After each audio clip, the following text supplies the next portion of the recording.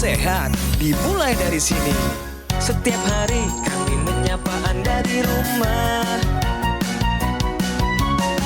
memberikan edukasi dan solusi. Ayo saksikan dan ikuti kami untuk hidup lebih sehat, penuh semangat. Go Healthy. Go Healthy, cara tepat hidup sehat. Sadarkah Anda, seiring bertambahnya usia Anda, berbagai organ vital di dalam tubuh juga mengalami penuaan. Mungkin Anda menjadi lebih sering merasakan sesak nafas atau mudah lelah saat beraktivitas, atau menjadi mudah lupa karena daya ingatnya menurun. Waspada, itu adalah tanda-tanda organ vital yang sudah mengalami penuaan. Oleh karena itu, sudah saatnya Anda menerapkan pola hidup yang lebih sehat. Pasalnya, penuaan organ vital ini tidak hanya disebabkan oleh usia yang terus bertambah, tetapi banyak faktor di luar sana yang mungkin tidak Anda sadari dan berdampak besar terhadap kondisi tersebut. Salah satunya adalah paparan dari radikal bebas. Contohnya polusi udara, paparan sinar matahari yang berlebih, merokok, dan juga berlemak tinggi. Lantas bagaimana cara mengatasi dampak dari risiko penuaan organ vital ini? Mari kita simak sampai tuntas. Pemirsa, selamat bergabung di Go Healthy. Cara tepat hidup sehat. Kembali lagi saya Coki Sitohang mengundang amprukan para praktisi kesehatan yang handal. Favorit Anda. Sebelah kanan Mbak Preticia Zuvarli, sebelah sana Mbak Lula Kamal, sebelah sononya ada Mas Boy Abidin. Salam sehat. Salam sehat Bang Coki. Pemirsa, umur kita setiap hari bertambah dan jatah hidup kita semakin berkurang di bumi. Tetapi pemirsa, ada orang yang organ tubuhnya umurnya itu lebih tua daripada usia aslinya. Betul. Begitu ya? Oh, kok iso gitu? Kok bisa pemirsa? Itu akan jadi tema utama kita sebagai benang merah kita ngobrol hari ini. Sebetulnya kita kenapa sih sampai mesti harus gitu kelihatannya lebih muda? Nah, kita bicara kelihatan sama kita bicara organ tubuh nih pemirsa. Ini beda cerita sebetulnya. Yang direpotin orang biasanya adalah yang tampak luar ya. Pengennya kelihatan lebih muda. Sebenarnya tidak ada gunanya kalau kemudian tampakan lebih muda, tapi organ tubuhnya ternyata menua dengan cepat.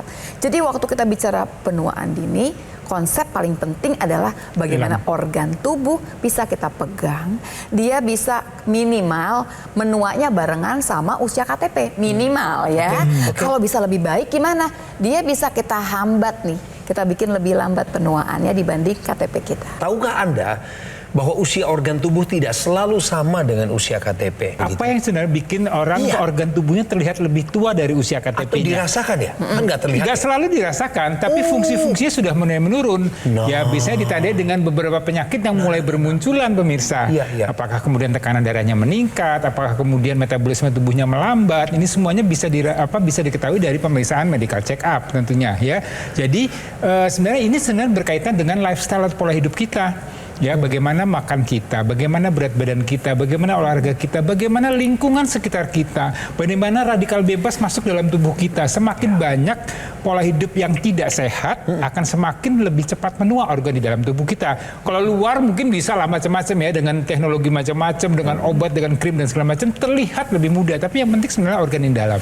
Ya, jadi dalam arti ya penuaan ini nggak cuma mempengaruhi kulit. Tampak luar bisa saja berbeda dengan tampak dalam.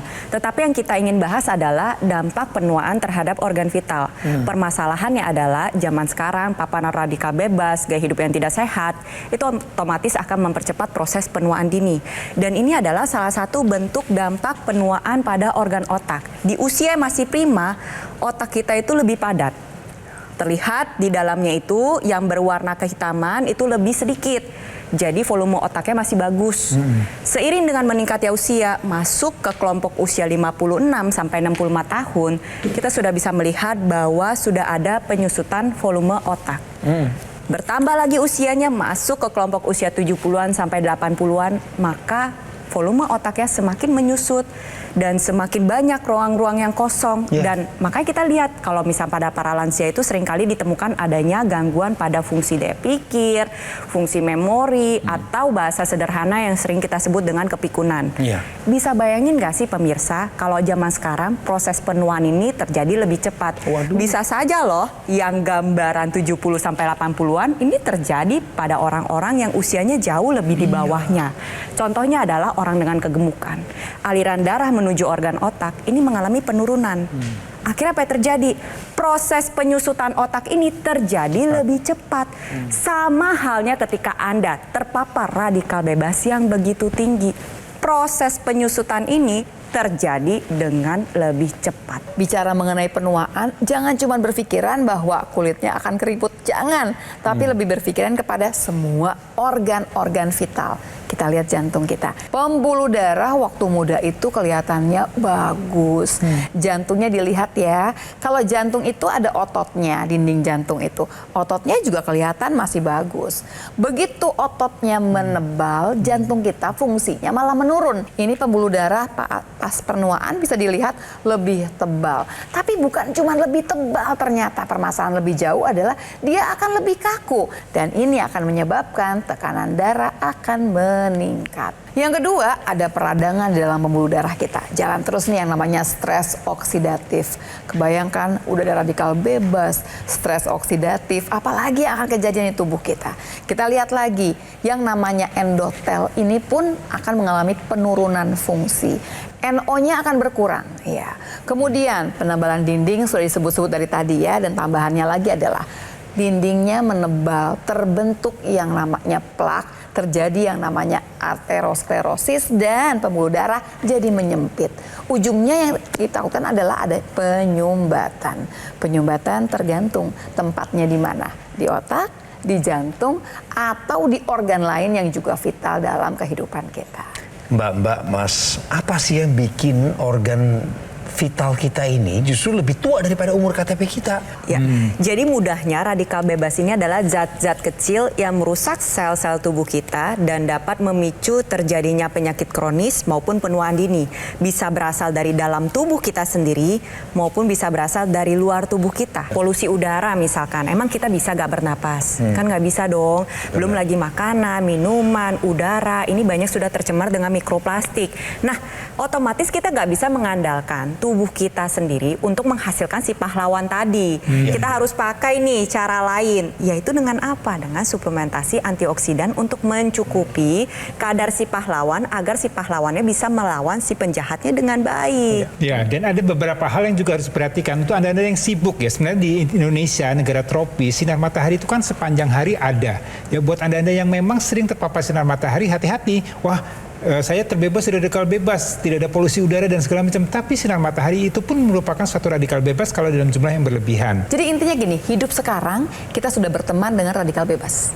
Kita harus memastikan antioksidannya cukup untuk menenangkan supaya dia tidak merusak semua organ dalam tubuh kita.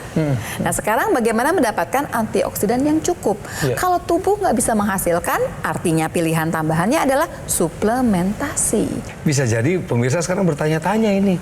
Jadi gimana caranya ngedapetin antioksidan? Dari mana sih sumber-sumber baiknya? Dan bisakah kita mendapatkannya secara simpel? Ya, mungkin secara sederhana mungkin yang pemirsa tahu selama ini adalah antioksidan itu makan sayur, buah.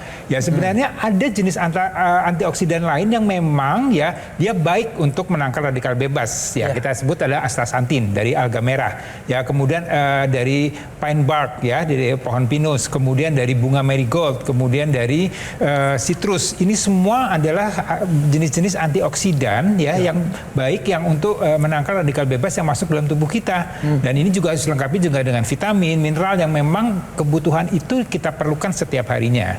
Jadi kalau ada yang menanyakan kenapa sih mesti banyak-banyak, kenapa mesti macam-macam sih gitu. Ya, kenapa nggak satu aja gitu? Satu aja kan katanya kayak astaxanthin itu kan paling tinggi kastanya, udah rajanya antioksidan. Satu aja gimana? Gak bisa pemirsa, kenapa? Karena ternyata radikal bebasnya juga macam-macam. Ada yang dari pernafasan, ada yang dari karena tadi olahraga, belum yang metabolisme, belum yang polusi, jadi banyak, belum yang mikroplastik. Berarti kita punya juga antioksidan yang bermacam-macam buat menenangkan si radikal bebas tersebut.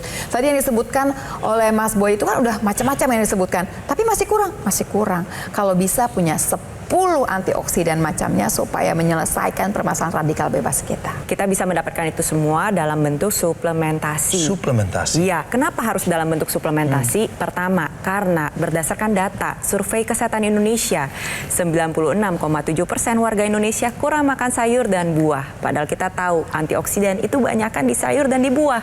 Berarti kita ada di dalam fase kita kekurangan antioksidan. Ditambah lagi nih, seiring dengan meningkatnya usia, penuaan organ vital terjadi. Tetapi gak cuma itu aja. Penyerapan di saluran cerna kita juga mengalami penurunan. Oleh sebab itu cukupi kebutuhan antioksidan kita bisa kita dapatkan dengan mengonsumsi suplementasi antioksidan yang tepat. Saya kasih triknya ya, tips dan trik kalau kemudian mencari suplementasi. Yang pertama, pastikan lengkap pemirsa, supaya hidup kita jadi lebih mudah, efisien kan. Kita ambil 1 tablet, selesai sudah semua. Ada antioksidan yang macam-macam, ada vitamin, ada mineral. Yang kedua, yang kayaknya kadang-kadang nggak dipikirkan oleh kita semua adalah daya larut. Jadi gini pemirsa, sebelum bisa diserap, dia harus larut terlebih dahulu. Nah kalau larutnya aja cuma separuh, gimana mau diserap? Pastikan penyerapannya bagus. Larutnya bisa sampai di atas 95%. Harus dipastikan bahwa produksinya memang ini diawasi dengan ketat ya, dari A sampai Z ya. Jadi ada badan yang mengawasi, yang melakukan pengawasan dalam proses produksinya. Kemudian berikutnya juga perlu diperhatikan bahwa bahan-bahan yang digunakan ini memang sudah bahan-bahan yang terbaik ya. Jadi tidak mengandung bahan kimia yang berbahaya, tidak mengandung obat-obatan yang kemudian malah mengganggu atau kesehatan tubuh kita. Kemudian memastikan ya, kalau kita di Indonesia ini sudah lulus dari uji Badan POM. Tapi ngomong-ngomong soal terpapar radikal bebas, kita hidup di bumi masih bersyukur ya. Artinya semua orang kan hidupnya di bumi gitu ya. Iya. Tapi bagaimana dengan rekan-rekan kita yang punya profesi khusus, misalnya dia harus terbang ke luar angkasa, dan mereka semua adalah orang yang berisiko terpapar radikal bebas terbesar jumlahnya paling dominan. Maksudnya Bang Coki ini astronot, betul ya? Astronot, nah, iya, jadi 10 jenis antioksidan ini memang ada alasannya pemirsa. Jadi begini ya, 10 jenis ini awalnya diciptakan untuk para astronot, untuk melindungi kesehatan dari si para astronot. Tetapi kalau kita tarik ke sini sekarang ya, sebenarnya yang terpapar radikal bebas ini nggak cuma astronot, kita semua juga terpapar radikal bebas yang sangat tinggi untuk saat ini.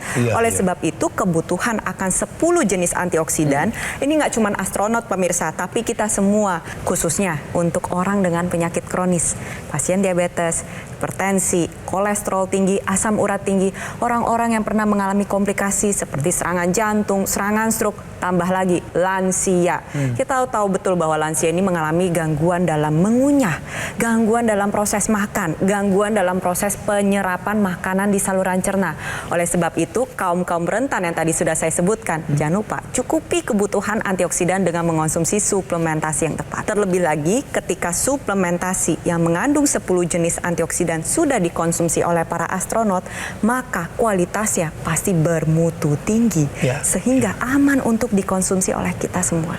Berdasarkan penjelasan barusan, ternyata ada suplemen yang memang awalnya didesain atau dibuat khusus untuk para astronot ketika mereka harus menghadapi paparan radikal bebas di luar angkasa. Sekarang suplemen itu ada di Indonesia. Kita semua membutuhkannya karena kita juga nggak bisa menghindari paparan radikal bebas. Pemirsa, sehari-hari lengkapi kehidupan kita dengan 2 tablet Evolife AS10. Ada 10 kandungan antioksidan, multivitamin dan mineral yang lengkap.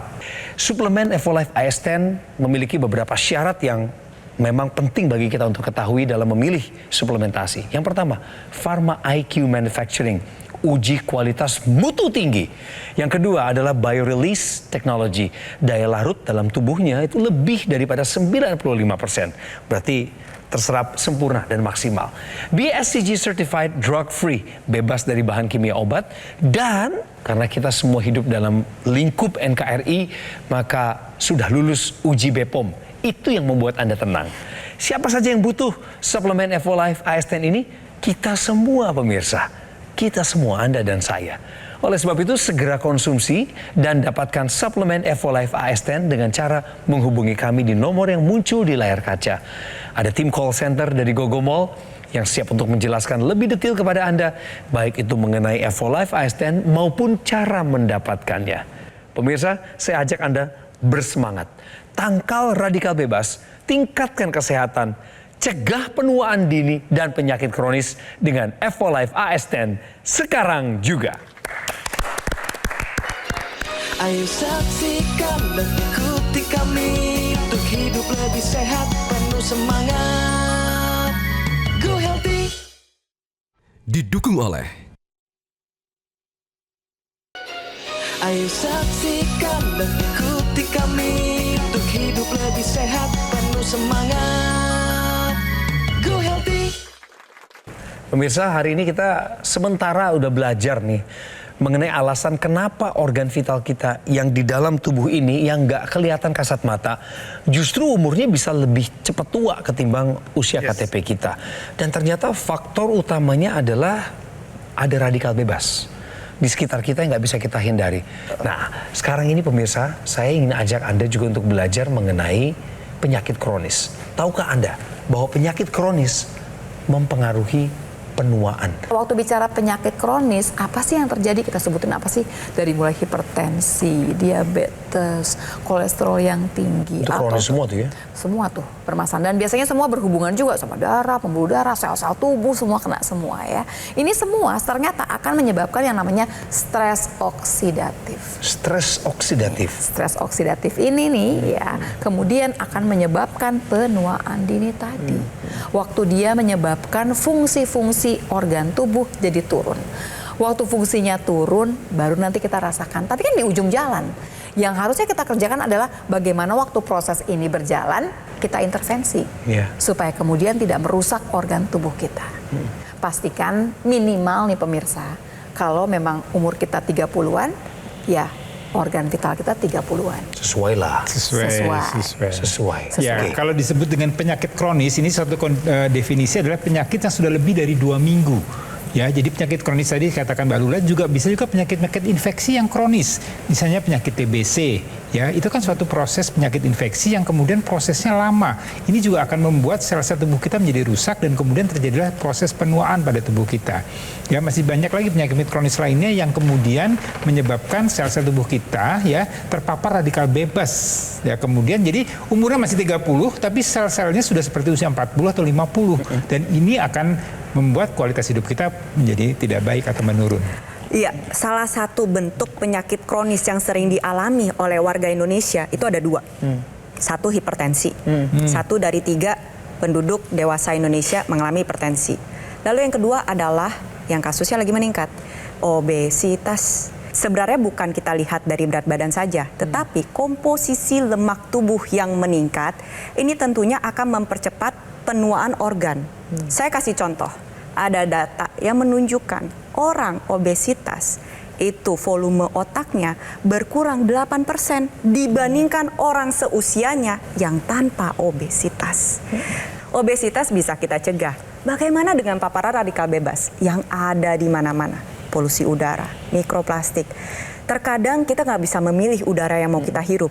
Terkadang kita juga gak bisa memilih sumber air mana yang mau kita minum. Benar. Nah, oleh sebab itu kita harus lebih bijak dalam menjaga kesehatan kita. Ya, belum lagi sekarang sudah mulai ada wacana adanya peningkatan virus monkeypox. Ya, ini juga suatu kondisi yang juga harus kita waspadai. Artinya apa? Gimana sih supaya badan kita ini bisa tahan terhadap paparan-paparan radikal bebas, apakah itu berupa polusi udara dan segala macam, termasuk virus, bakteri, kuman-kuman yang masuk dalam tubuh kita. Maka kita harus menangkalnya, harus menjaganya, senjatai tubuh kita dengan konsumsi antioksidan. Jadi kalau orang punya penyakit kronis, mana dulu yang harus diatasi? Apakah suplementasi antioksidannya dulu yang dimasukkan atau mengatasi masalah? Dua-duanya. Setuju. Gak bisa sendirian saja sebetulnya.